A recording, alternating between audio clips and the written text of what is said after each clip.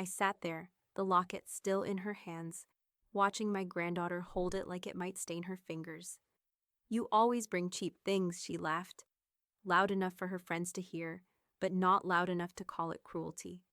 No one at the table corrected her, not even my daughter. After years of stitches, stories, and sacrifices sewn into every gift I gave, I realized this time I hadn't wrapped a present. I had handed her a test, and she failed. Before we begin, may I ask, where in this big, beautiful world are you listening from? It's always a quiet honor to know who's sharing this space. Drop it in the comments, and don't forget to subscribe. The elevator chimed softly as the doors opened to the rooftop, revealing a wash of twilight blues and blush gold stretched across the Charlotte skyline. Fairy lights zigzagged between steel beams overhead, glinting off crystal glassware and sequined dresses. The music was low but rhythmic, something ambient and forgettable, meant to fill silences between curated moments. Lorraine Maddox stepped carefully onto the tiled floor, her cane clicking once before finding its rhythm against the stone. Her pearl gray coat brushed against her calves as she moved, and her silver hair, coiled neatly at the nape, didn't sway out of place. In her left hand, tucked beneath a pair of fine leather gloves, she carried a velvet pouch, deep burgundy in color, the fabric soft but structured, stitched by hand with hours of quiet care. "Reservation name?" the hostess asked, half looking up from her iPad. "Madison Grayson," Lorraine answered. Her voice even but polite. The hostess blinked, then nodded. "Oh, right, Grandma." She motioned toward the far end of the terrace. "They're over by the glass railing." Lorraine offered a small nod, then made her way toward the table. The crowd grew younger as she moved closer. Voices pitched high in performance. Laughter that felt just slightly staged, like it was being filmed more than lived. Her granddaughter sat at the center, surrounded by candles and geometric holders and friends who all looked like reflections of the same filtered image. Madison had always been photogenic, even as a child, but now she gleamed with deliberate effort. Highlighted cheekbones, strategically tousled hair, and a champagne flute she held as though it were a prop. Her phone was face down beside her plate, but Lorraine doubted it would stay that way for long. "Grandma," Madison exclaimed as she spotted her. "You made it," she stood to greet her, leaning in just enough for a photo op but not enough for a real hug. "Everyone, this is my grandmother, Lorraine Maddox." There was a polite chorus of hi and aw before everyone's attention floated back to their phones and their drinks. Lorraine smiled gently, the same way she did when handling delicate lace that was starting to fray. "I brought something for you," she said, extending the velvet pouch with both hands. Madison accepted it, her manicured nails brushing the fabric. "This is adorable." She held it up between two fingers like a trinket from a gift shop. "Did you make it?" "I did," Lorraine said. "It's from a special piece of fabric I've held onto for some time." Madison loosened the gold thread with a careless flick and tipped the contents into her palm. The locket emerged slowly, its gold softened by age but still luminous. Tiny ivy leaves curled around the oval frame. It was quiet in the space between its reveal and Madison's reaction, long enough for Lorraine to see her granddaughter's eyes register confusion, not recognition. Madison turned the locket over. "It's cute," she said finally. "Very thrift store chic." The comment came too loud, too clearly enunciated. Several heads turned. A few girls at the table exchanged glances, one raising her eyebrows. Someone let out a soft laugh, barely disguised behind a glass. "She always brings cheap things," Madison added, with a mock playful tone meant to make the insult feel like a joke. Heather, seated halfway down the table, glanced up with a tight expression. She opened her mouth, paused, then chose silence instead. Her fingers returned to her wine glass. Lorraine took in the moment, not with shock or offense, but with the quiet precision of someone who measured reactions in millimeters. She let the silence linger a beat longer, allowing every person at the table to feel it. "I'm glad you opened it," Lorraine said softly. Her tone held no trace of sarcasm or rebuke, only the weight of something final. Madison blinked. Yeah, thanks, Grandma. Happy birthday, Maddie, Lorraine replied. She turned and walked away, her cane tapping in steady rhythm. No one followed her, no one called her name. Outside, as the sun slipped lower behind the buildings, Lorraine stood at the valet stand and pulled a sealed envelope from her purse. On the front, in her careful script, it read, To Benjamin Kessler, escort. Immediate action required.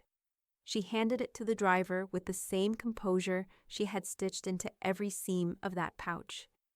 The laughter upstairs continued, but Lorraine no longer heard it. Something had been given, and something, quietly and permanently, had just been taken back. The sound of the clock in Lorraine's kitchen was slow and honest.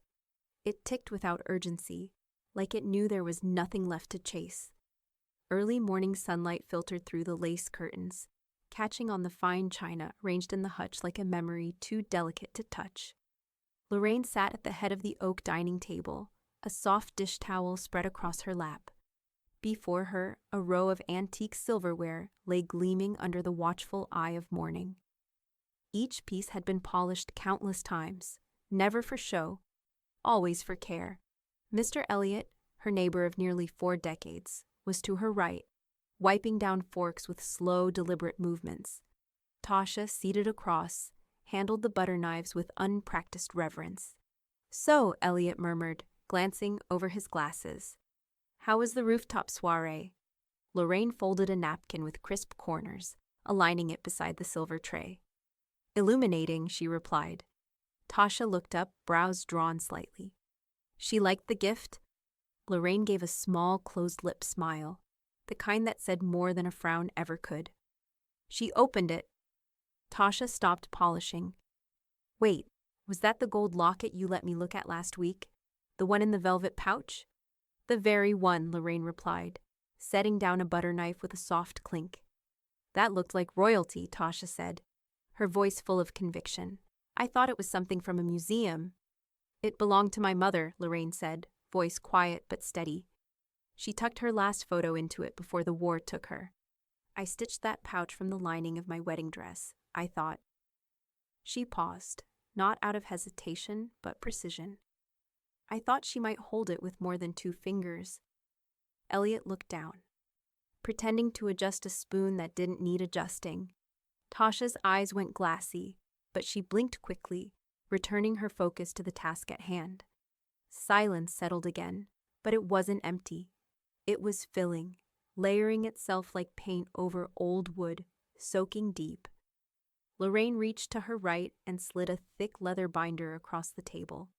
Her fingers didn't hesitate as she opened it to the page, marked with a green ribbon. Tasha paused mid-polish. Is that your estate plan? Lorraine nodded, flipping to a section labeled Distributions.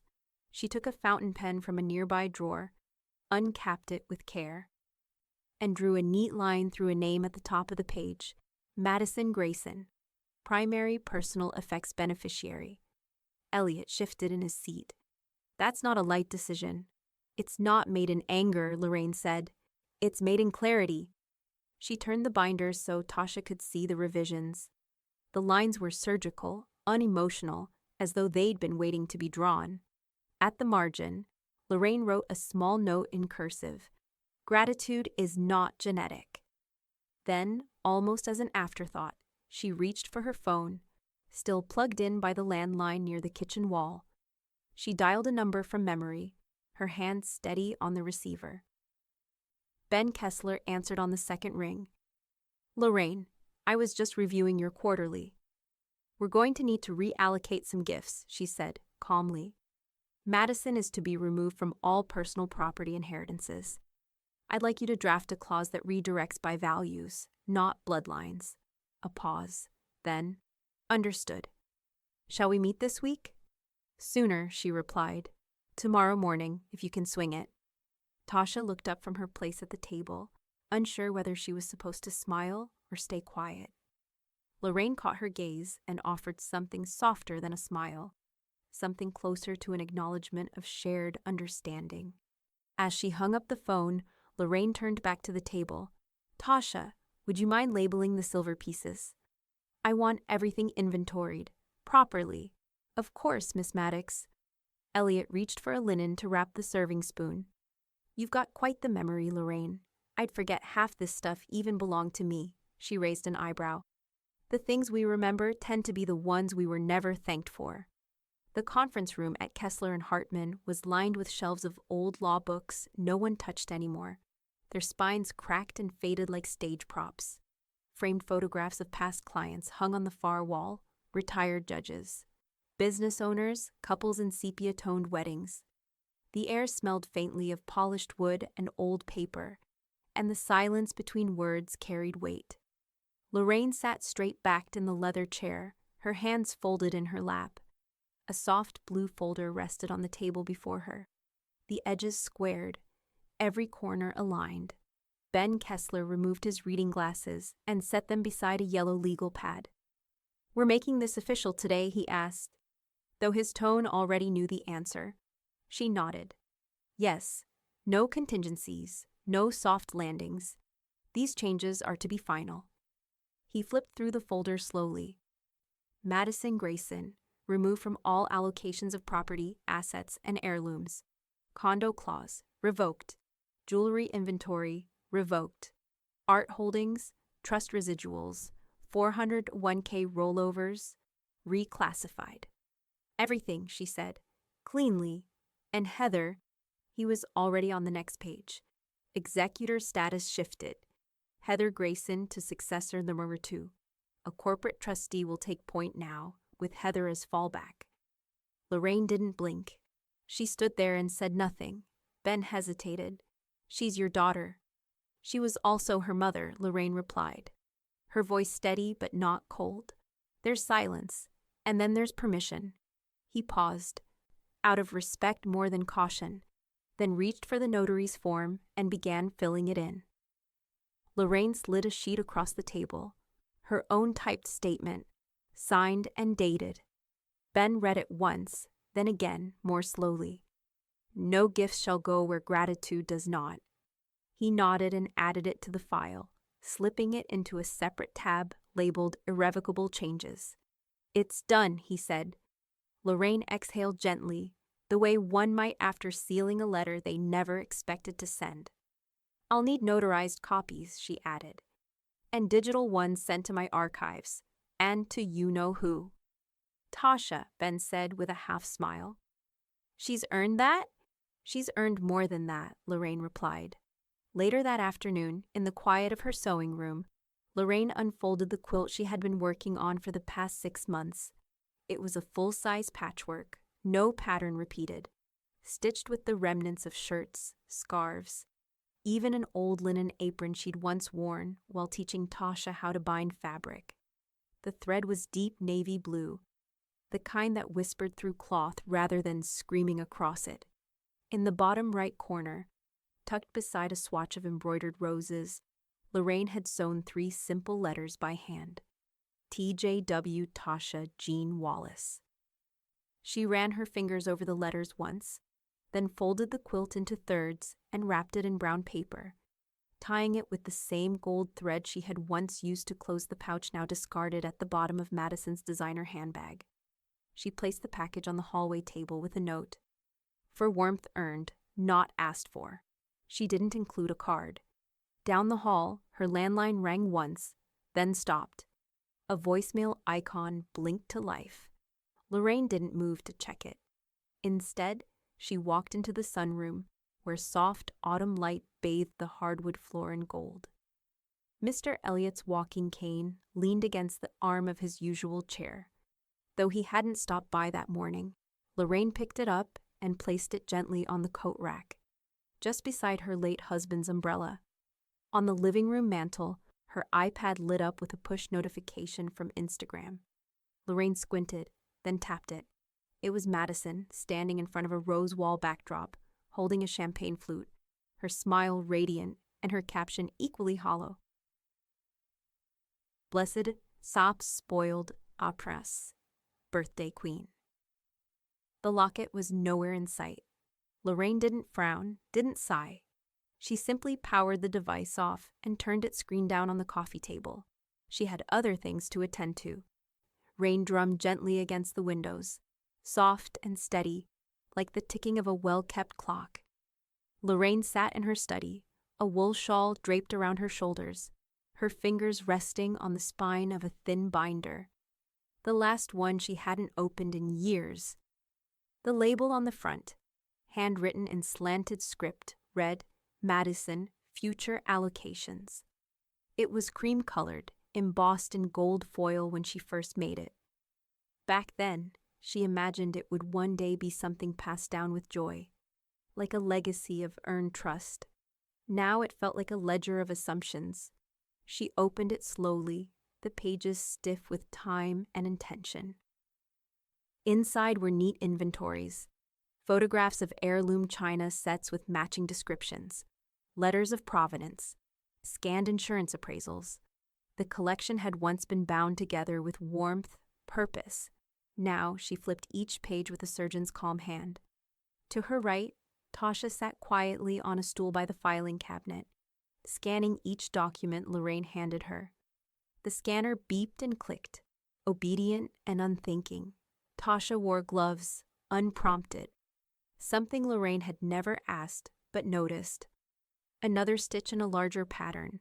This one, Lorraine said, pulling out a black and white photo of a 3-tiered porcelain set, was my grandmother's, German make, survived 2 moves and a hurricane.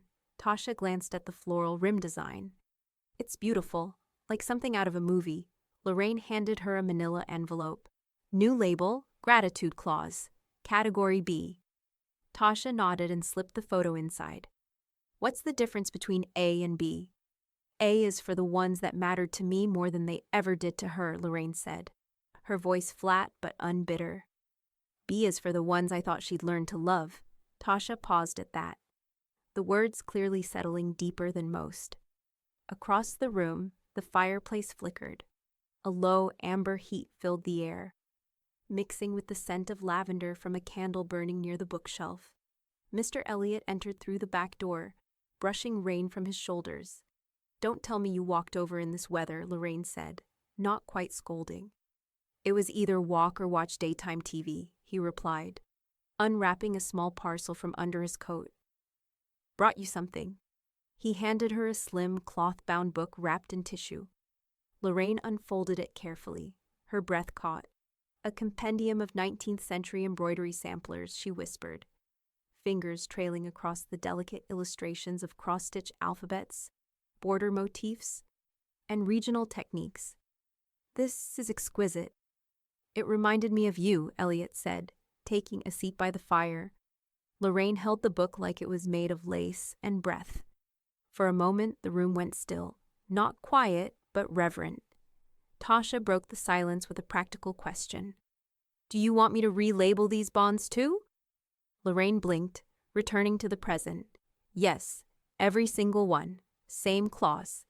The scanning resumed, paper feeding through slowly. Lorraine reached for another folder, this one thinner, labeled Final Preferences. She opened to the page titled Funeral Instructions. Time to make this part official, she murmured. Mr. B.A.E. Elliot looked over. What are you changing? No immediate family involvement, she said simply. No readings, no eulogies. No false performances in black. He gave a nod of understanding, then added gently, You know you're allowed to make room for grace, too. I am, Lorraine replied, not looking up. I'm just choosing who gets it. She made the notations in careful, practiced script, then handed the sheet to Tasha for scanning. A few minutes later, Lorraine's phone buzzed on the table, a text message. Heather, let's not make this a big deal, okay? Madison didn't mean anything by it. She was just being playful. Don't blow this out of proportion. Lorraine didn't respond. She didn't even frown. She simply leaned back in her chair, resting her eyes on the fire, the embroidery book still in her lap. She'd once believed that time revealed truth. Now she knew. Exposure did. The light in Ben Kessler's office was dimmer than usual, filtered through drawn blinds that muted the morning sun. A brass floor lamp glowed softly in the corner, casting long lines across the wood grain of the conference table. Lorraine sat poised at the head, her coat still buttoned despite the warmth of the room, her bag neatly tucked beside her chair like an artifact she refused to leave unattended. Ben stood across from her, fiddling with the small black webcam, clipped to the top of a desktop monitor. "I've set the encryption key to unlock only under 2 conditions," he said. "Death and contestation of will." Lorraine nodded, one gloved hand smoothing the edge of her skirt. "I don't expect them to stay silent. Entitlement doesn't handle absence well." When Ben stepped back, she adjusted her posture with the precision of someone preparing to stitch a final seam. The red recording light blinked once. She looked directly into the lens. "My name is Lorraine Beatrice Maddox. I was born in 1944, and I built a life out of pieces others left behind." Her voice was calm, steady, each word chosen as if with tweezers. "If this message is being played, it means someone has challenged the intentions I've outlined. And so I offer you context, not justification." She recounted the rooftop evening with clarity, not embellishment. The velvet pouch, the laughter, the phrase cheap things, how it landed like a stone against bone, how silence from her daughter, Heather, had formed its own kind of betrayal. Quiet, cold, and loud, all at once. "This wasn't about a necklace," Lorraine said, folding her hands on the table.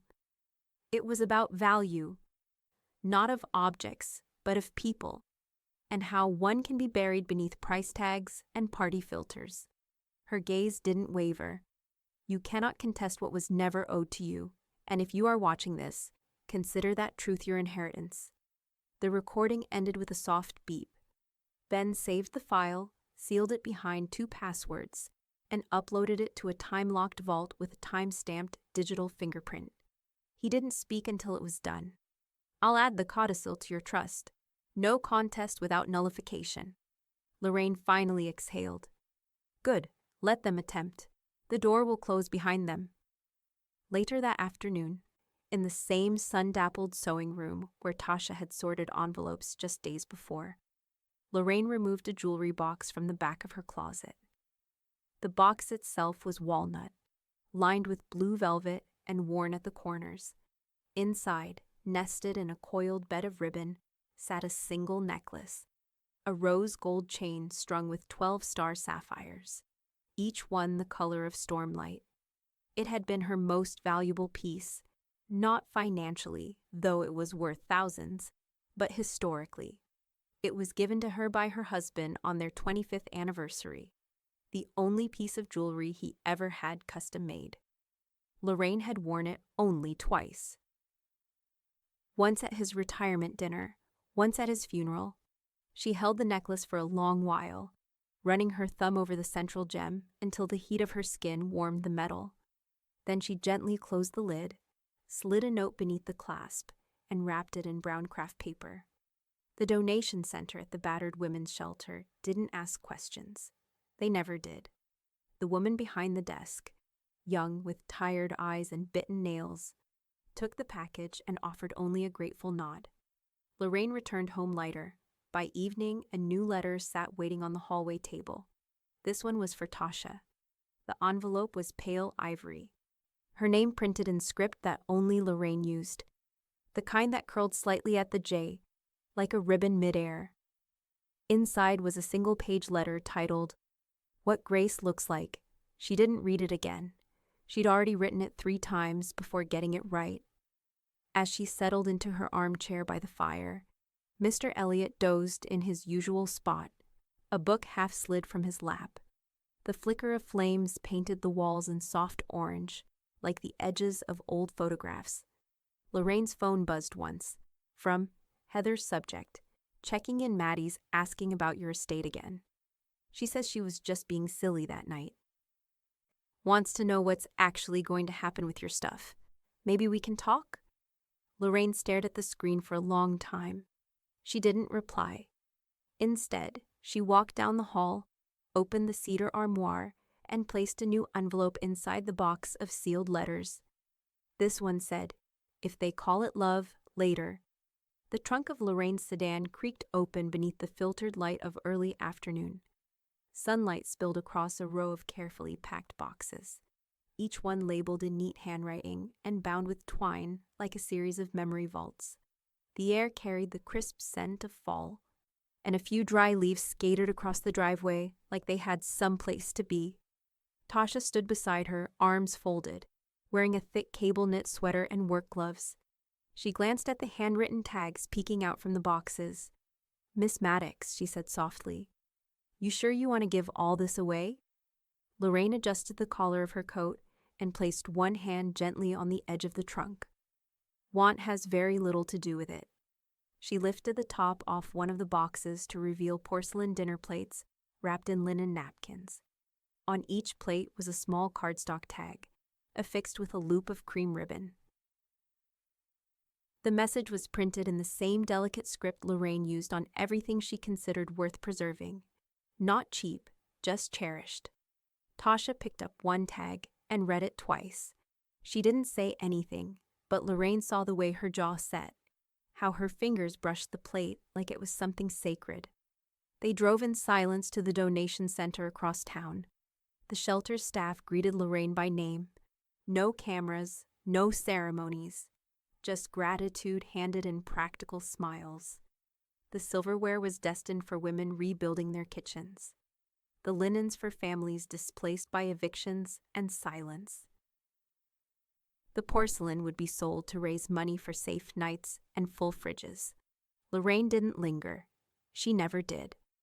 Later that evening, back at home, she sank into her usual chair in the sunroom. The windows were slightly fogged from the contrast of indoor warmth and the crisp air outside. On her lap, a soft fleece blanket. On the side table, a cup of lemon tea steeped quietly, its steam twisting upward in delicate spirals. She picked up her iPad to check the forecast for the weekend. Instead, the screen lit up with a notification from Madison's social media page. Maddie Grayson, new reel posted. Lorraine hesitated for only a second before tapping the alert. The video opened with an upbeat pop track and a slow pan across Madison's condo. Modern, metallic, all clean lines and curated chaos. She narrated the tour in her influencer voice, high and airy. "So many of you have asked for a home vibe check, and honestly, I've never felt more spoiled." She moved from her walk-in closet to the bathroom, to a mirrored vanity where a collection of glitzy necklaces was laid out on a marble tray. Then Lorraine saw it. Not the locket, but something meant to resemble it. A mass-market copy with a similar oval shape and gold tone, minus the ivy etching, minus the soul. Madison picked it up, holding it between two fingers, smiling into the camera. "This one gives, heirloom energy, don't you think?" Lorraine zoomed in. It had none of the weight, none of the history, just shine. Mr. Elliot appeared behind her, carrying a tray with 2 mugs of tea.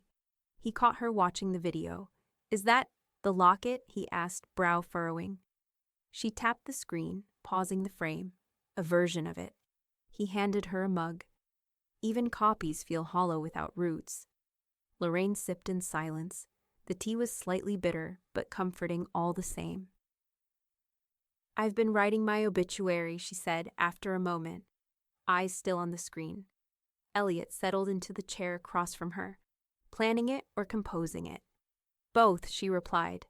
"And not a single line about family." His eyebrows lifted, but he didn't argue. He knew better. No mention of Madison. No mention of Heather, she continued. Just the facts. Just the life. The legacy will speak for itself. Lorraine's living room carried the quiet rhythm of thread sliding through yarn, a steady tick-tick from the antique wall clock, and the soft hum of the fireplace. She sat in her favorite chair, a light gray shawl draped over her shoulders, her knitting needles clicking gently in her lap. In her hands, a skein of deep forest green wound itself into a narrow scarf. The pattern slow, deliberate, familiar. Each stitch mirrored one she had memorized decades ago. It was the same pattern she had followed when she made her husband's last scarf. the one he wore each morning when he stepped outside to feed the birds, even after his hands had begun to tremble. Now the same diagonal weave emerged under her fingers, steady and strong. "Is it for Mr. Elliot?" Tasha asked from the couch, folding printed documents into envelopes. "No," Lorraine said, not looking up. "It's for you." Tasha blinked. "Me?" Lorraine nodded once. "You graduate in 2 weeks, don't you?" Tasha stared at her for a long second, lips parting as if to ask something, but instead she just stood and crossed the room. She knelt beside Lorraine's chair, letting her arms slip around the woman's shoulders. It wasn't a polite hug. It wasn't quick. It was full.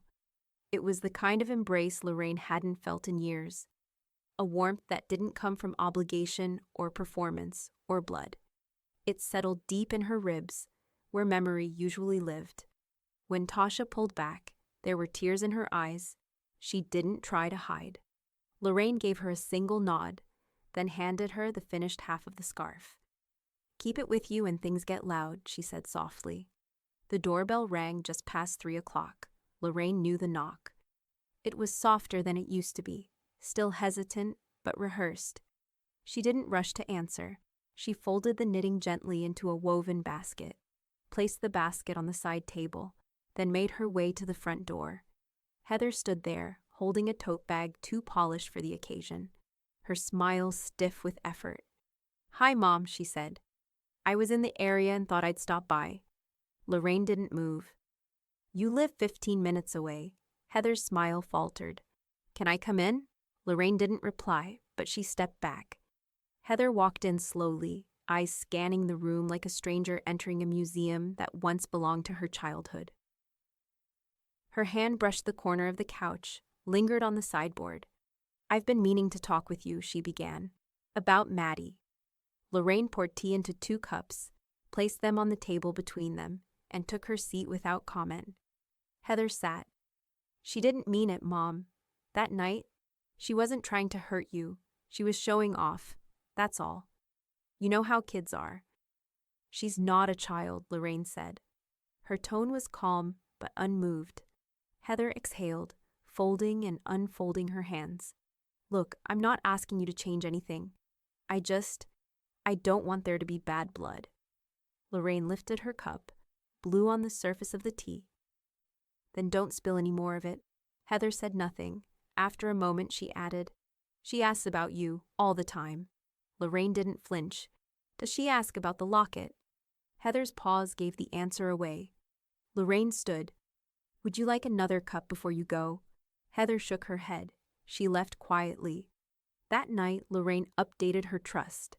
A fresh clause was added in clean, unforgiving ink. "Attempted guilt shall not restore inheritance." As she closed the binder and filed it away, the house settled into the kind of silence Lorraine had come to prefer. Outside, wind swept the last of the golden leaves from the lawn. Mr. Elliot stopped by later with a small envelope tucked in the inside pocket of his jacket. He handed it to her without preamble.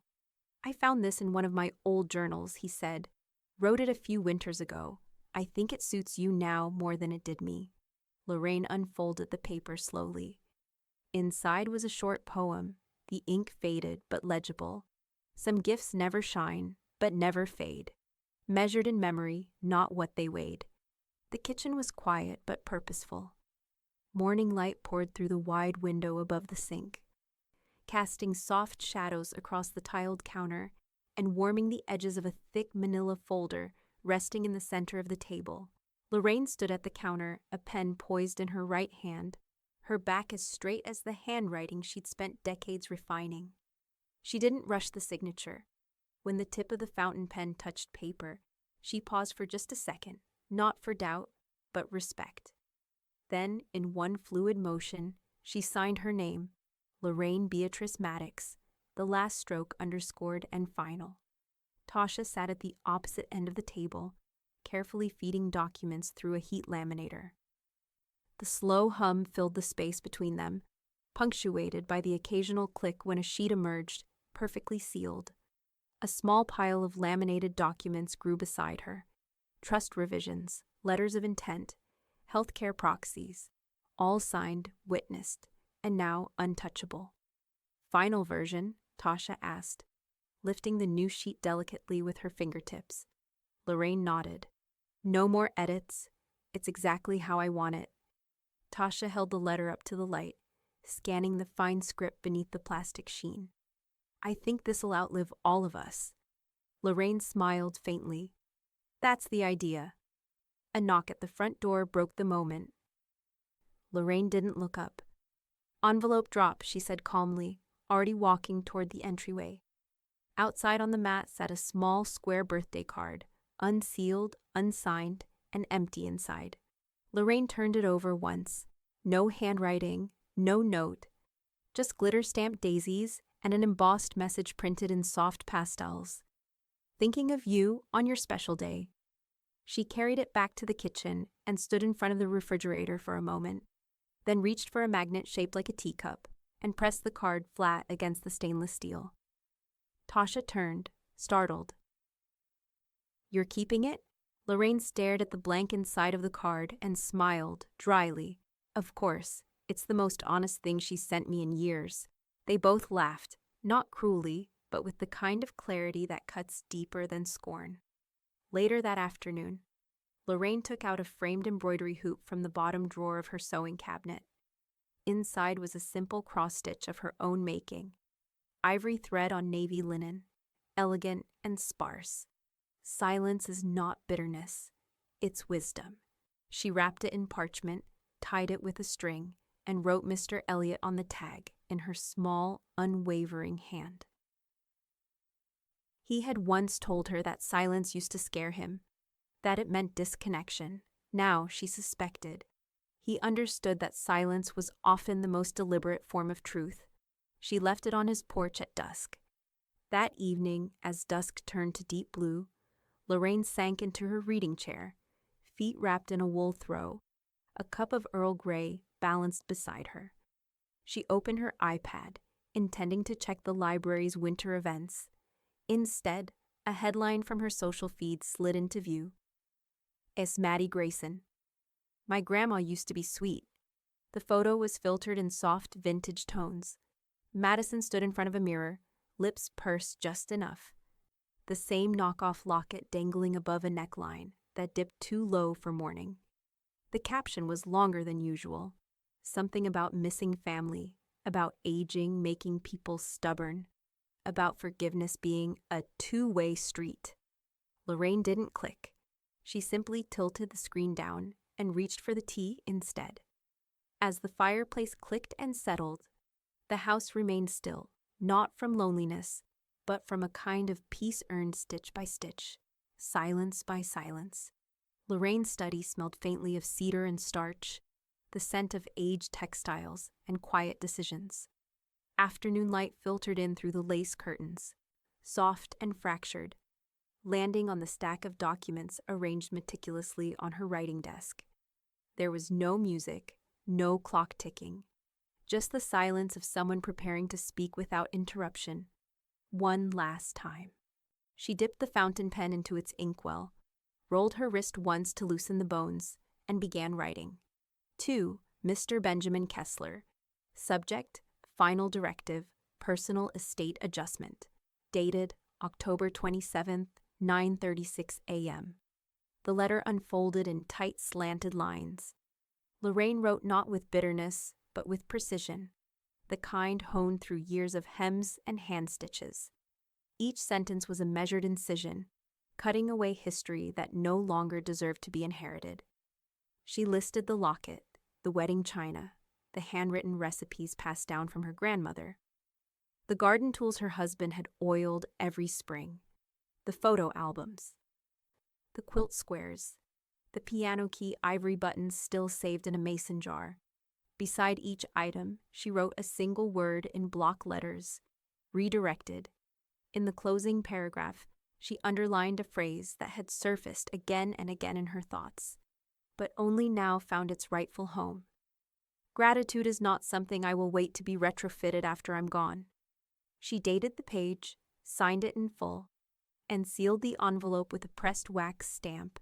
An old tradition, yes, but one she never broke. When Tasha arrived later that morning, Lorraine greeted her with a large garment bag and a folded ledger. "We're making one final delivery," she said. Tasha raised a brow. "Where to?" "The County Historical Museum," Lorraine replied, handing over the inventory sheet. "I've arranged the donation of my embroidery frames, some samplers, and select textile pieces from the studio. They'll display the collection next spring under my name." Tasha's fingers danced across the list. Reverent. This is an archive." Lorraine smiled faintly. "It's what you build when you stop assuming someone else will remember you properly." They packed everything in silence. Glass display frames wrapped in quilts, calligraphy tags tied to delicate lacework. Lorraine handed over a slim envelope for the museum curator, her artist's statement, a photo of her with her sewing students in 1979, and one final line she made Tasha write in her neatest penmanship. This legacy was cut with love, not permission. After Tasha left with the boxes, Lorraine returned to her hall closet. She pulled down a shoebox labeled heirloom labels. Inside were satin tags she'd sewn over the years into family items: MG, HG, to Heather, Christmas 2003. She spent the next hour carefully removing each one, not with anger, not even with sorrow, just with scissors. She folded the stripped linens and repacked them without words, now anonymous to history, and free. Later that evening, Mr. Elliot came over for coffee. He brought nothing, asked for nothing, just sat across from her as he always did, his cup steaming between his hands. "You've been busy," he said, eyeing the now bare shelf where the antique sewing frame used to sit. Lorraine stirred her coffee once, twice. "I had things to unassign." Elliot nodded, then leaned back into his chair. "You're teaching them in absence what they wouldn't learn in presence." Lorraine met his eyes, steady. "I'm giving them exactly what they gave me." A soft wind passed outside, rattling the oak leaves clinging to the porch awning. Neither of them moved. The paper gown crinkled softly as Lorraine shifted on the padded exam table. She sat straight despite the sterile cold of the room, her back resisting the slouch age so often invited. Her hands rested in her lap, ungloved for once, skin translucent and mapped with veins like tributaries, delicate but not fragile. Dr. Ahmed, who had taken over her care 2 years ago, tapped at the keyboard, his brows slightly furrowed in focus, but not alarm. "Blood pressure's down a little more than last time," he said gently. "Same with your weight. Your labs look slow. Nothing immediate, but we're moving into a different phase of the body's rhythm." Lorraine smiled at his phrasing. "I've always appreciated a doctor who doesn't insult me with euphemisms." He looked up and returned the smile. "Clarity is underrated." She nodded. "So I'm winding down." He didn't rush to answer. "Not abruptly, but you've entered the season where we make sure your wishes aren't just understood, they're protected." Lorraine reached into her tote and handed him a folder, freshly printed, labeled Advanced Directives, Maddox, Lorraine B. He flipped through it, nodding with admiration at the organization. Tasha Jean Wallace is the medical proxy. All decisions are to go through her. "No one else?" he asked. "Not even close," Lorraine replied, smooth as silk. By the time she left the clinic, the sun had sunk to a gentler angle, slanting through the windshield of her car as she pulled away. There was no fear in her chest, no grief, just a cool sense of finality. The body softens before it ends. She had always known that. What mattered more was who had the right to lift it, should the time come. Back home, she placed a call to Ben Kessler. "They'll come sniffing," she said flatly. "They always do when the doctors start circling." "I can install medical shield clauses in the trust," Ben replied. "Blocks access from anyone not pre-authorized." "You're sure you want that level of barrier?" "I'm sure they'll show up with hands out," Lorraine answered. "Not with hands held." "Understood." The conversation ended quickly. It didn't need softness, just law. 2 days later, on a cool Saturday morning, Tasha arrived with a canvas bag looped over one shoulder. and a small layer cake she'd baked herself, vanilla with strawberry jam, piped with pale pink icing and a single white candle poking from the center. "No one ever does birthdays for you," she said as Lorraine opened the door. "And we're not starting with a crowd." The dining table had already been cleared except for a hand-woven table runner and 2 place settings. Lorraine tilted her head. "You made this?" she asked, motioning to the cake. Tasha nodded proudly. "I watched 3 videos, burnt 1 trial, and used your recipe for the jam." Lorraine took a long look at the cake before stepping aside to let her in. They ate slowly, talking about simple things. The price of winter squash at the market, the smell of the antique bookstore downtown, the curious raccoon Mr. Elliot claimed had learned how to open his mailbox. There were no references to death, no tension about what might be coming. Just warmth, just presence. When the candle was lit, Tasha reached across the table. "We don't need to sing, just wish." Lorraine held her gaze, then leaned forward and blew out the candle with one soft breath. No audience, no applause. Just a wish shared between generations, not bound by blood, but by choice. The envelope was still sitting on the hallway table, where Lorraine had dropped it days ago without ceremony. Cream-colored, standard size. No return address. The handwriting on the front was unmistakably Heather's. Too neat to be careless, too cold to be heartfelt. Lorraine hadn't opened it. She didn't need to. The weight of it, light and inconsequential, told her enough. Inside would be another half apology, or worse, an attempt at closure scripted to sound like reconciliation. Maybe there'd be a photo. Maybe Madison had posed with that imitation locket again, this time with a caption aimed to tug instead of taunt. Lorraine picked it up by its corner and turned it over once. The flap was already loose, as if even the seal had trouble sticking. She walked to the filing cabinet in her study, slid open the bottom drawer, and slipped it inside a thin manila folder labeled in black ink. Emptiness. Gifted. She closed the drawer softly. Later that morning, she stood before her bedroom closet, one hand resting on the cedar paneling as if absorbing strength from the wood itself. Hanging in the center was a garment bag, pale ivory and cinched at the top with a ribbon the same color as old magnolia petals. Lorraine unzipped it slowly. Her wedding dress emerged like a memory, satin, modest, long-sleeved. The lace had yellowed slightly around the collar, but the stitching was still perfect. She ran her fingers along the hem, then over the row of covered buttons down the back. She had worn it only once, but she had kept it for 60 years. That was the kind of loyalty no one warned you could become a burden. By noon, the dress was boxed, padded with archival tissue, and accompanied by a handwritten note. Worn with belief, kept with memory, given with clarity. She delivered it herself to the textile curator at the museum downtown, the same museum where her embroidery collection had been accepted just weeks prior. No ceremony, no press release. Just a signature on a donation slip and a quiet thank you from a woman who understood the language of fabric. Back home, Lorraine sat at her desk and pulled out her final preferences binder. She turned to the section titled Memorial Logistics and reviewed each clause. Still no speeches.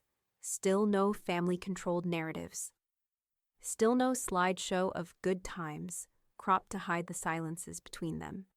She added a new page, one Tasha had typed for her earlier, with a header in bold, pre-approved obituary, do not edit. Beneath it, one paragraph.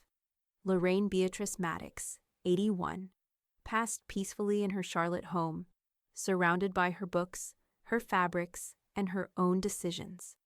She believed in the dignity of preparation, the sanctity of gratitude, and the quiet power of boundaries.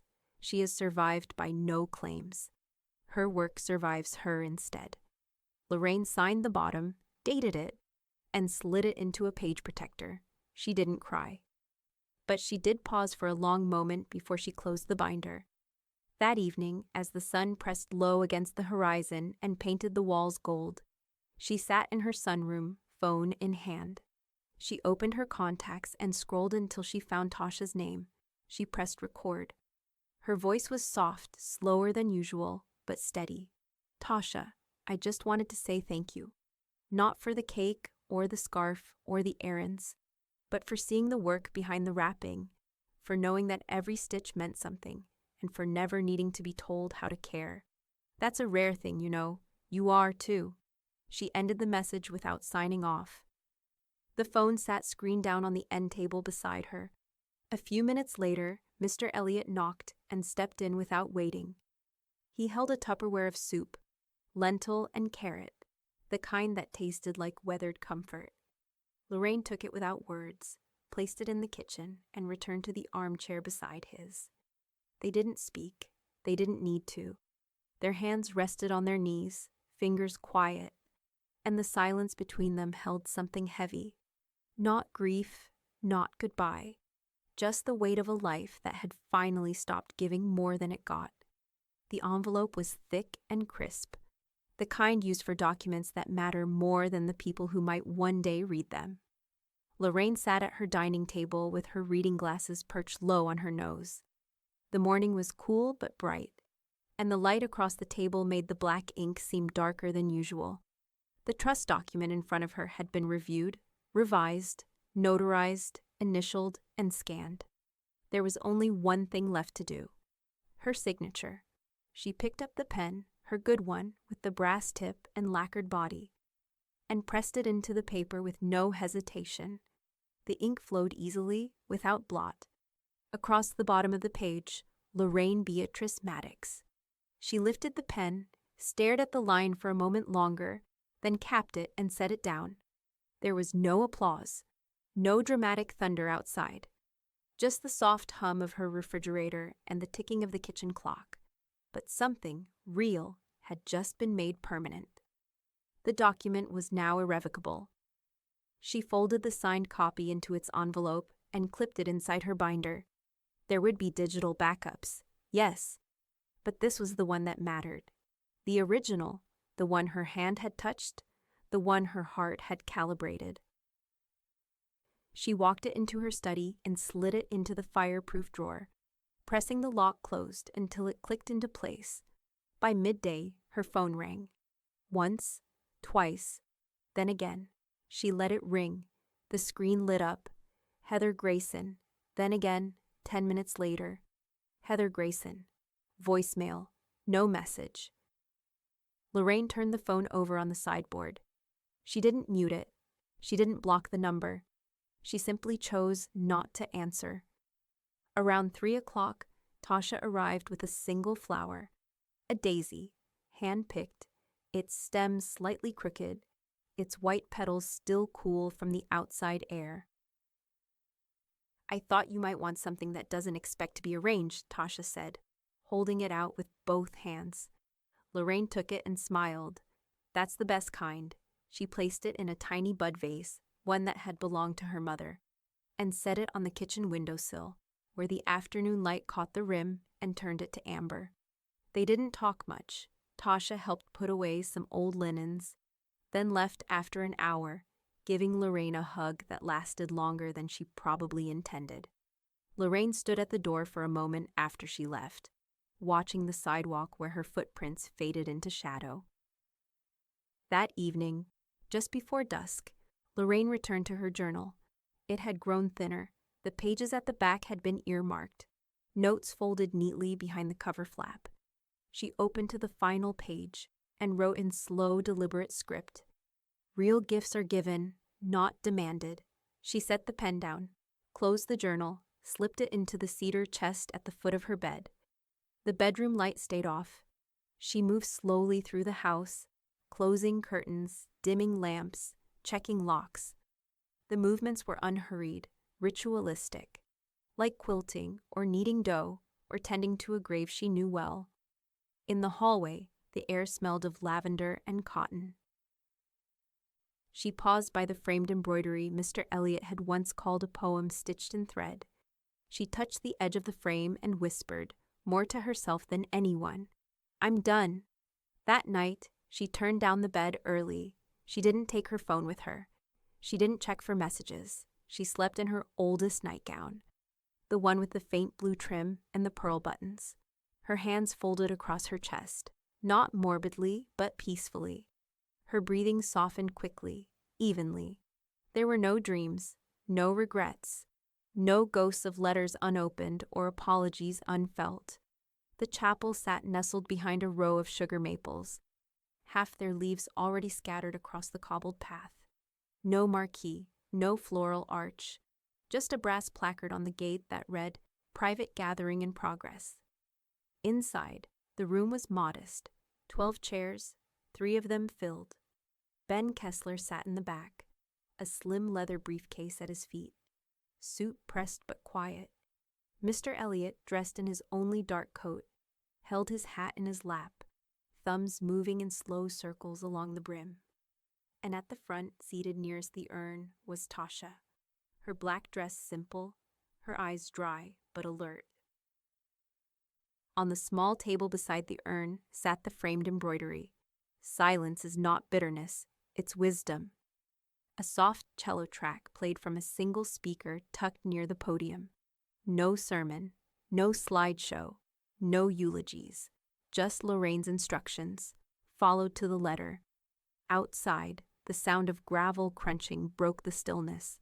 A car door closed. Heels clicked toward the door. Heather appeared in the entryway, her lipstick too red, her handbag too large. She paused as she caught sight of the sign on the chapel door. No admittance without authorization. A small card beneath it read simply, "By invitation only, LBM." She tried the handle. Locked. She knocked. No one rose. She knocked again, louder this time, urgent. Tasha didn't turn around. Mr. Elliot reached over and, without looking, rested his hand gently over hers. The music played on. Heather stood frozen for a long moment, as if waiting for the building to apologize. Then she stepped back from the door and pulled out her phone. A moment later, the click of a camera shutter, and then she walked away.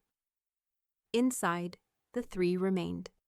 20 minutes passed before Ben quietly stood and approached the front. From his briefcase, he withdrew a single folder and laid it before Tasha. "Per her request," he said. "Filed, notarized, registered with the state." Tasha opened it slowly. One name, just one. Tasha Jean Wallace. Listed on every line: personal effects, financial holdings, property rights, publishing permissions. "She trusted you," Ben said quietly. "Wholly." Tasha nodded. "I'll honor that." Outside, on the other side of the city, Madison was curled on a velvet couch with 3 ring lights lit around her. A silk robe, eyes red but perfectly shadowed. She posted a black and white photo, Lorraine, years younger, smiling beside a patchwork quilt, filtered to soften the whites, deepen the contrast. Her caption read, "R.I.P. to someone who always brought love, even when it was hard to show it back." Family first. Tax legacy. The comments came quickly. "So sorry for your loss. She raised an angel. This explains your strength." She'd be proud. But 20 minutes later, a new post surfaced. No filters, no hashtags, just Tasha's video. It opened with a clip of Lorraine's hands, old, weathered, threading a needle with startling precision. Then her voice, "If you are watching this, then you're looking for something you never gave me, permission maybe, or grace." Over the next 3 minutes, Lorraine's story unfolded. No dramatics, just truth. Her sewing, her silences, her letters, her reassignments, her peace, and her final wish. To be remembered as I was, not as I was filtered. The comments shifted. "Wait, is this real? This is the same woman? Why would Madison lie about this? She gave the locket away. Seriously? This is heartbreaking. Tasha, thank you." Back in the chapel, the urn still sat untouched. There would be no scattering, no release into wind or water. Lorraine had already chosen where her ashes would rest, sealed within the quilt she'd never finished, tucked into the cedar chest, beside her journal and the daisy now pressed flat between 2 recipe cards. As they stood to leave, Tasha glanced one last time at the framed embroidery. She whispered, "She got the last word," Mr. Elliot replied. "She got the only one that mattered." Outside, the trees bent in the wind, not bowed, not broken, just leaning toward the light. The office of Kessler and Hartman was still that morning. The blinds drawn halfway, the silence warm but firm, like an old teacher who'd long stopped entertaining nonsense. Ben sat at his desk, sleeves rolled up, his reading glasses perched low as he watched Madison pace. "No, I'm asking for clarification," she snapped. "You're telling me she left nothing? Not even a—" "Miss Grayson," Ben interrupted calmly, "you're not listed as a beneficiary in any version of the trust, nor in the living will, nor the funeral directive." Madison threw her hands up. "But I'm her granddaughter." "You were also the recipient of a sealed letter," he said, reaching into a file drawer and producing a thin envelope. Her name, Madison Lee Grayson, was written in Lorraine's unmistakable cursive. Below it, a single line printed in all caps, "To be opened in silence." Madison snatched the envelope and stared at it. She didn't open it. Instead, she held it like it was a trick, something that might sting when it split. Ben remained still.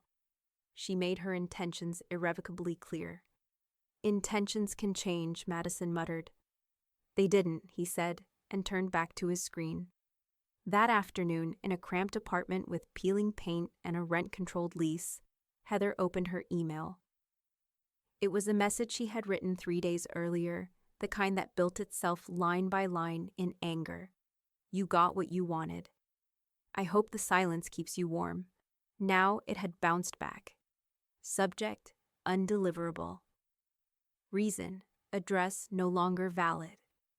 She stared at the screen, lips parted, not in confusion, but in something like grief dressed in disbelief. It felt, for the first time, final. Across town, in Lorraine's quiet kitchen, Tasha sat at the table surrounded by a modest stack of parcels and handwritten notes. One by one, she opened them with the care of someone unwrapping something sacred. The first box held the scarf, green, familiar, and folded with clean edges. Pinned to it was a note in Lorraine's tidy print. "For when the air gets sharp, for when the world forgets." The second box revealed the quilt. The unfinished one, the one that had cradled Lorraine's ashes, now completed with one final stitched line at the bottom corner, woven of what was never said aloud. And finally, a jewelry box. Inside, the real locket, not polished, not pristine, but heavy, weighted with the truth of who had worn it and why. Tasha traced her fingers along the ivy-etched edges and didn't cry. Instead, she smiled, the kind of smile reserved for truths that had finally landed where they belonged. In the final envelope was a key. On the tag, instructions for the house, already notarized. "It's yours, when you're ready to live with quiet joy." A few days later, the women's shelter Lorraine had long supported posted a photo to their social page. In it, 3 women stood beside a table set with silverware, porcelain plates, and linen napkins. The caption read, "This week, 5 women moved into safe, fully furnished spaces. We don't usually name donors, but we'll make one exception. Thank you, Lorraine B. Maddox. Women helped." Lives changed. The post didn't trend, it didn't go viral, but it reached who it needed to. At a local community center, in a circle of folding chairs surrounded by bright murals and chipped linoleum, Tasha stood before a group of girls no older than 12.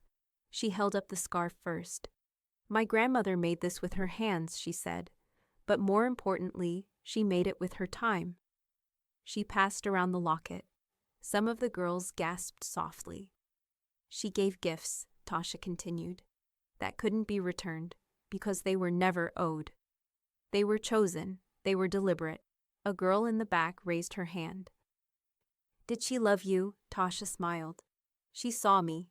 That's deeper than love." At the cemetery, Ben stood alone beside the modest plaque that read, "Lorraine Beatrice Maddox, She gave only what was worth carrying. He placed a single carnation beside the brooch embedded in the headstone. Navy thread looped through its center like a knot that would never come undone. He stood in silence for a long time, not mourning, remembering the sound of a pen on paper, a life stitched instead of shouted, and the echo of a door that had closed, not in anger, but in completion. The obituary ran on a Wednesday. It took up less than half a column in the local paper. No photo, no grand headline. Just a narrow block of text in serif font between a car dealership ad and the crossword. Lorraine Beatrice Maddox, 81, passed peacefully in her Charlotte home. She requested no services and no remembrances beyond this notice. She is survived by her work, her wishes, and her will. Memorial donations may be made to women's shelters in lieu of flowers. Sharp, honest, deliberate. Some readers missed it entirely. Others clipped it quietly without knowing why. At the edge of the park near Lorraine's neighborhood, there was a bench now, small, unpolished, with a single plaque, in memory of quiet things that outlast loud people. Each Sunday, Tasha came with a thermos and a scarf wrapped twice around her neck. She sat for an hour, sometimes reading, sometimes watching the trees breathe. She didn't speak, but she always left something behind. A sprig of rosemary, a folded recipe card, a strip of fabric from an unfinished sampler. The wind carried none of it away. Elsewhere in the city, Madison hosted her birthday dinner in a rooftop restaurant, the kind with velvet booths and overpriced flatware. The photo she posted that night was perfectly staged. A glass of champagne in hand, the locket imitation still gleaming, the caption trying too hard, grateful for another year of light, love, and legacy. Blessed, never forgotten. But there were fewer guests this time, fewer likes. Even her reflection in the window looked unsure, blurred at the edges, not quite convinced of her own glow. Across the table, Heather sat with a fixed smile and a glass of Pinot she hadn't touched. She didn't say much, didn't comment on the locket, didn't ask who the caption was for. But when the waiter brought out the dessert, a single candle in a gold-dusted tart, Heather looked away. She hadn't said Lorraine's name in weeks. She hadn't stopped thinking it either. Back in the heart of town, Mr. Elliot stood in the reading room of the public library, a slim portfolio in hand. The clerk at the front desk was new, young, uncertain how to handle what he'd brought. "This is original work," he said gently, "typed by hand. She never published it, but she knew what it was worth." The folder contained 37 poems, some cross-stitched on paper, some jotted in margins, one tucked behind a pressed daisy. The final one was untitled. He asked only that it be shelved in the local history section. Not under grief, under craft. 1 week later, Tasha came home to a package sitting neatly at her door. No postage meter, just a set of stamps and a handwritten label in the familiar script, to be opened on a quiet day. She brought it inside, peeled back the paper slowly. Inside was a wooden box, the hinges delicate, the grain smooth and oiled. Beneath the lid, a folded letter, a brass thimble, a skein of navy thread, and a single linen handkerchief. On the handkerchief, stitched in tiny letters, "My granddaughter laughed at my birthday gift. You always bring cheap things." So I gifted her emptiness forever. Tasha read the line 3 times, breath caught between her ribs. She didn't cry, but she did run her fingers over the thread. Slow and reverent, it was the last thing Lorraine had stitched. Not a legacy of wealth, but of worth. Outside, the evening softened. The sky bruised to indigo as streetlights blinked awake, one by one. Inside, Tasha placed the handkerchief inside the cedar chest, beside the scarf, the quilt, the locket, and the key. And when she turned off the light, she didn't feel the house grow quiet. She felt it settle, like a body finally at rest, like a story that had stopped bleeding. Like love, not loudly remembered, but quietly inherited.